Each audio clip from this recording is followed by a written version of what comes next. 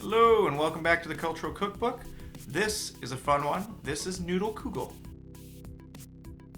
For this recipe, you are going to need some wide egg noodles, 6 eggs, sour cream, sugar, cream cheese, melted butter, a little bit of salt, some cinnamon and sugar for the top, and cottage cheese. Optional raisins. Get out of here.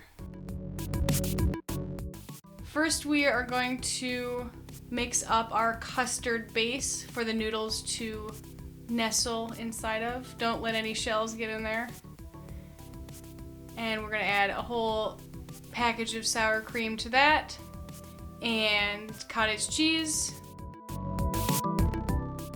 Next, we are going to add our cream cheese that's at about room temperature, sugar, melted butter, and a pinch of salt.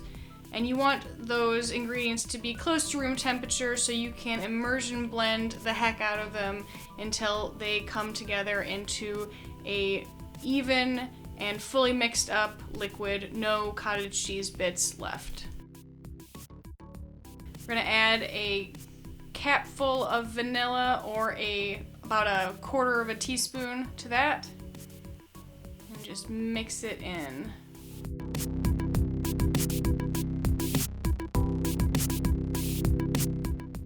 Meanwhile, we are going to bring some water to a boil to cook our egg noodles.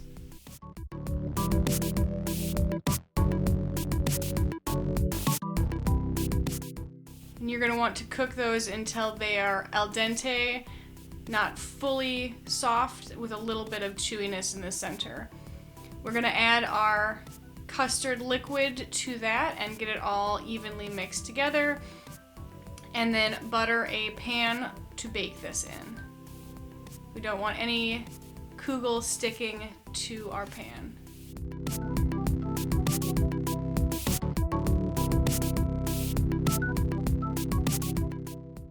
Just go ahead and dump that in, scrape out as much of the liquid as you can, and get it patted down so it's all pretty even.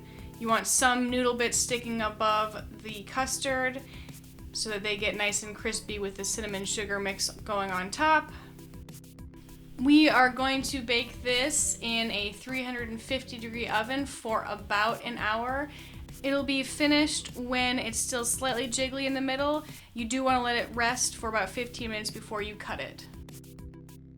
I didn't choose the best knife to cut and serve this, but it ended up being a very nice custardy consistency anyway. Yeah, it's a unique kind of dessert. I haven't had too many egg custardy desserts like this, but it all sort of becomes one, almost like a cake slice, because the noodles absorb a lot of that sweet liquid. The nice sugary crust on top gives it a good amount of bite and a little bit of a textural variation there.